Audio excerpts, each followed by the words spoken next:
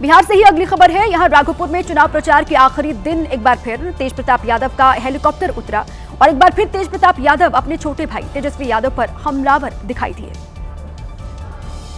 जिस दिन तेजस्वी यादव महुआ पहुंचे थे उसी दिन तेज प्रताप यादव ने ऐलान कर दिया था कि वो 2 बार राघोपुर जाएंगे और तेजस्वी के खिलाफ प्रचार करेंगे। दूसरी बार राघोपुर में अपना चुनावी हेलीकॉप्टर उतारकर तेज प्रताप ने न सिर्फ अपनी बात को सही साबित किया बल्कि इस बार और आक्रामक तरीके से छोटे भाई पर सियासी तीर चला। महुआ नहीं जाना चाहिए था, हम 2 बार उतर गए हेलीकॉप्टर से। महुआ जीतने के बाद भी फिर और घूमेंगे हेलीकॉप्टर पर। तेज प्रताप ने राघोपुर में अपनी लाठी भी गाड़ दी और सीधा संदेश तेजस्वी तक पहुँचाया। राघोपुर में लाठी गड़ेगा, तेल फिलहाल लाठी है, गड़ गया। तेज प्रताप ने कहा कि जो राजनीतिक महाभारत शुरू हुई है उसका अंत राघोपुर में तेजस्वी की हार के साथ होगा। महाभारत रणभूमि है, रणभूमि में कोई भाई भतीजा कुछ नहीं, केवल शत्रु। महाभारत में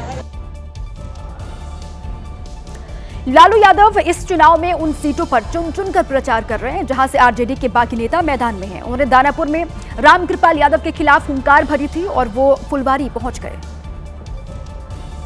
रामकृपाल यादव कभी लालू यादव के बेहद करीबी थे, लेकिन अब बीजेपी के साथ हैं। सोमवार को लालू ने दानापुर पहुंचकर रामकृपाल यादव के खिलाफ मोर्चा खोला था और मंगलवार को लालू यादव फुलवारी पहुंच गए, जहां से जेडीयू के श्याम रजक उम्मीदवार हैं। श्याम रजक भी पहले आरजेडी में ही थे, लेकिन 2010 में जेडीयू में चले गए और फिर चुनाव भी जीतते रहे। यही वजह है कि लालू ने ये नहीं देखा कि सीट पर आरजेडी चुनाव लड़ रही है या नहीं, क्योंकि जिस फुलवारी सीट पर लालू यादव चुनाव प्रचार करने पहुंचे वो सीट सीपीआई-एमएल के खाते में है और गोपाल रविदास 2020 में यहां से चुनाव जीते थे।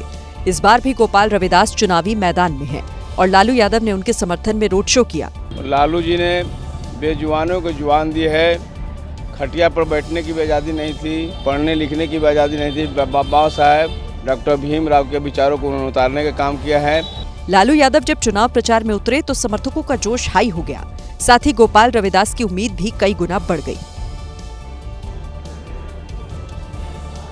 बिहार में महागठबंधन ने अभी तक सिर्फ मुकेश सहनी को डिप्टी सीएम का उम्मीदवार घोषित किया है, लेकिन अब कांग्रेस के बड़े नेता अशोक गहलोत ने कहा है कि अगर महागठबंधन ने चुनाव जीता तो बिहार में 4 डिप्टी सीएम बनाए जाएंगे। महागठबंधन पहले ही तेजस्वी यादव को मुख्यमंत्री पद का उम्मीदवार जबकि मुकेश सहनी को डिप्टी सीएम का उम्मीदवार घोषित कर चुका है। अब इसी के साथ ही अन्य जातियों को साधने के लिए महागठबंधन 4 डिप्टी सीएम के फॉर्मूले पर काम कर रहा है। सूत्रों के मुताबिक महागठबंधन को दलित, मुस्लिम और स्वर्ण समाज में नुकसान का डर सताने लगा है और यही वजह है कि महागठबंधन की सरकार बनने पर 3 और डिप्टी सीएम बनाए जा सकते हैं। मुकेश सहनी के अलावा 3 और डिप्टी सीएम बनाए जा सकते हैं और ये डिप्टी सीएम होंगे मुस्लिम, दलित और स्वर्ण समाज से हो सकते हैं। हालांकि महागठबंधन इसकी घोषणा कब करेगा इसे लेकर कंफ्यूजन की स्थिति बरकरार है, क्योंकि एक तबके को लगता है कि एक साथ 4 डिप्टी सीएम की घोषणा से सत्ता के लालची होने का आरोप भी लग सकता है। अशोक गहलोत ने बताया कि 4 डिप्टी सीएम बनाने का जो प्लान है वो राहुल गांधी का है। ऐसा इस वजह से क्योंकि राहुल गांधी सामाजिक न्याय का संदेश देना चाहते हैं। हालांकि इनमें से बाकी के 3 चेहरे कौन होंगे इसका खुलासा नहीं किया गया है। लेकिन महागठबंधन के 4 डिप्टी सीएम बनाए जाने की खबरों पर बीजेपी ने हमला बोला है। पार्टी के नेता निशिकांत दुबे ने कहा कि जब उन्हें लगा कि मुस्लिम मतदाता नाराज हो जाएगा तो उन्होंने ये चाल चली है, लेकिन उनकी ये चाल अब चलने वाली नहीं है। 1-1.5% वालों को जो है उप मुख्यमंत्री अनाउंस कर दिया। हम 18% वाले क्या दरी बिछाने के लिए हैं या तुमको वोट डालने के लिए हैं। मतलब यहाँ साफ है कि तेजस्वी यादव बिहार में किसी भी जातीय समीकरण को बिगाड़ना नहीं चाहते और यही वजह है कि महागठबंधन ने 4 डिप्टी सीएम का फैसला लिया है। लेकिन डिप्टी सीएम के इस फॉर्मूले का ऐलान कब होता है इस पर सबकी निगाहें टिकी हुई है। बिहार में चुनावी सरगर्मी के बीच यूपी के सीएम और पूर्व सीएम के बीच जुबानी जंग तेज हो गई है। सवाल यह है कि क्या यूपी में 2027 में होने वाले विधानसभा चुनाव की बिसात बिहार से बिछाई जा रही है? क्योंकि यूपी के सीएम योगी आदित्यनाथ और समाजवादी पार्टी के अध्यक्ष अखिलेश यादव न सिर्फ बिहार में ताबड़तोड़ रैलियां कर रहे हैं बल्कि एक दूसरे पर जुबानी हमले भी कर रहे हैं। समस्तीपुर में रैली को संबोधित करते हुए सीएम योगी ने अखिलेश यादव पर फिर तीखा हमला बोला। सीएम योगी ने रघुनाथपुर सीट से आरजेडी प्रत्याशी ओसामा साहब को मजबूत प्रत्याशी बताने पर अखिलेश यादव को आड़े हाथों लिया। उत्तर प्रदेश का भी एक नेता आकर के यहाँ पर एक खानदानी माफिया को गले लगा करके कहता है कि यह तो मजबूत आदमी है।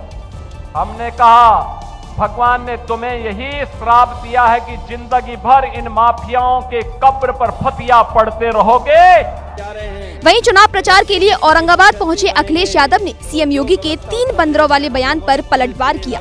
और सच्चाई तो ये है कि अगर बंदरों की टोली में उन्हें बैठा दिया जाए तो शायद हम और आप भी नहीं पहचान पाएंगे उन्हें। फिलहाल दोनों नेताओं में जुबानी जंग जारी है और आने वाले दिनों में और बढ़ने की उम्मीद है। एक्टर, सिंगर और अभी के लिए आरजेडी के उम्मीदवार खेसारी लाल यादव ने छपरा में जंगल राज से लेकर मंदिर पर होने वाली सियासत तक पर एनडीए के नेताओं को घेरा है। मंदिर के साथ अस्पताल, शिक्षा और रोजगार पर जोर देने वाले खेसारी ने आज एक और चैलेंज दे दिया। तो मैं चाहता हूं कि आप 200 मंदिर बिहार में बना डालिए और आप एक बच्चे का भविष्य तय करके बता दीजिए और दिखा दीजिए कि आपने कितने बच्चों का भविष्य उस मंदिर से किया है। आज यूपी के मुख्यमंत्री योगी बिहार वालों को आरजेडी का जंगल राज गिना रहे थे। जंगल राज और गुंडा राज ये आरजेडी और कांग्रेस की पहचान है। जवाब में खेसारी ने योगी को जंगल राज पर घेरा, लेकिन विरोधी नहीं, गार्जियन बताकर। किसी भी एनडीए के नेता से आप पूछिए ना कि अब जंगल राज छोड़ के ना अपना काम बताएं। वो आदित्य योगीनाथ जी हम सबके गार्जियन हैं, वो भी किसी नेता के मुंह से ही जंगल राज सुन लिए हैं, क्योंकि वो तो कभी यहाँ रहे नहीं।